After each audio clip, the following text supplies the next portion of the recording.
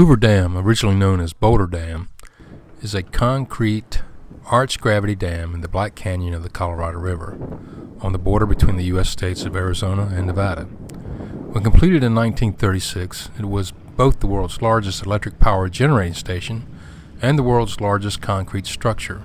It was surpassed in both these respects by the Grand Coulee Dam in 1945. It is currently the world's 35th largest hydroelectric generating station. The total gross power rating for the plant, including two 2.4 megawatt electric generators that power the plant's operations, is about 2,080 megawatts. First stop is going to be at the diversion tunnel to explain how they were built and why the dam, how the dam was built. From there we're going up to the power plant for discussion how the generators work. After our talk at the power plant, those of you with the yellow hats are going to go with Abner into the dam itself. That's why they call him the dam guy. Well, for your information, I'm called the power plant guy, tour guide. We're here.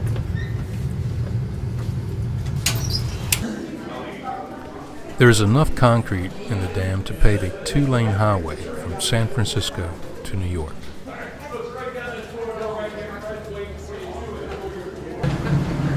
This dam is 660 feet across at the bottom, 45 feet across at the top, 1,245 feet from the Arizona side to Nevada side, and it's 726 feet high.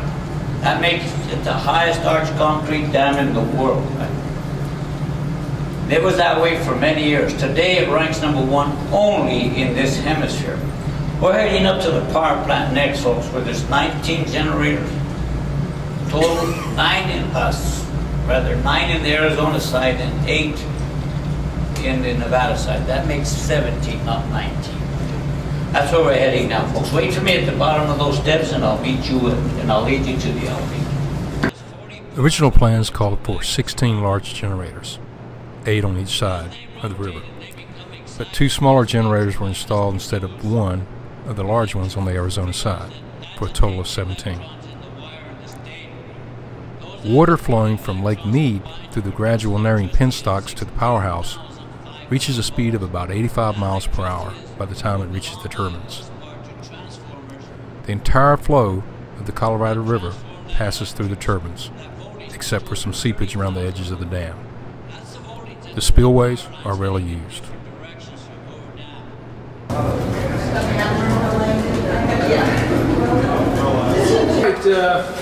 This is the bit that I was telling you about. This is where you're going to go all the way down to the end. When you're down there, of course, take all the pictures you want. Take a look around.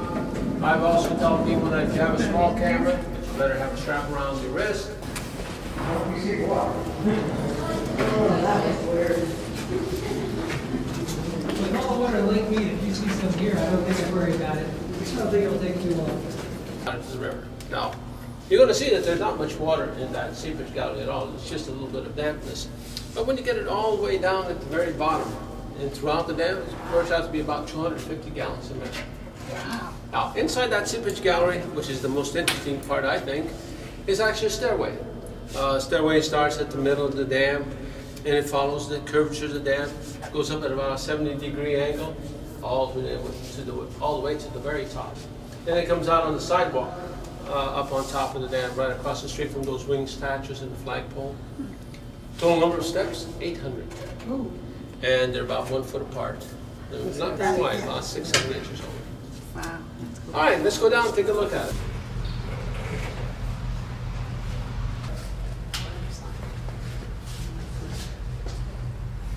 This way, the cost of electricity here at Hoover Dam is about 1 cent per kilowatt hour. Now, we're not a power plant. That's not our main purpose here. The purpose of the dam, the reason they built the dam, was to control the Colorado River, stop it from flooding, because it used to flood certain times of the year. Store that water, because there are years that you have droughts. And then that water is used primarily for agriculture, for growing food. Most of it goes down into the Imperial and Coachella valleys of Southern California. But it is divided out among 7 states. Each one has their portion. So when they want their water, for instance, going south from here, and they determine how much water they need for agriculture, Then, based on that, we produce electricity as a byproduct. Byproduct here is something that nobody's dependent upon, but it does fill in a peak need during the day only. How are the water tables now? Are they lower than normal? Yes. Right now, our lake is only about 50% full. We've been in a drought for about 8 years right now. Now, when you're up on top of the dam, you're going to see a white mark right alongside the canyon wall. The top of that white actually goes back to 1983 and 1941. That's when they had the water way up there and the water was going over the spillway. 83 was actually a flood. So, top of the white, too high. That's really a flood stage, and that's not normal. But what we're seeing today is 110 feet of white there, and where the lake should be is about 80 feet higher from where it is right now. Is it at any danger level now? I mean, is there danger of it getting too low in the foreseeable future?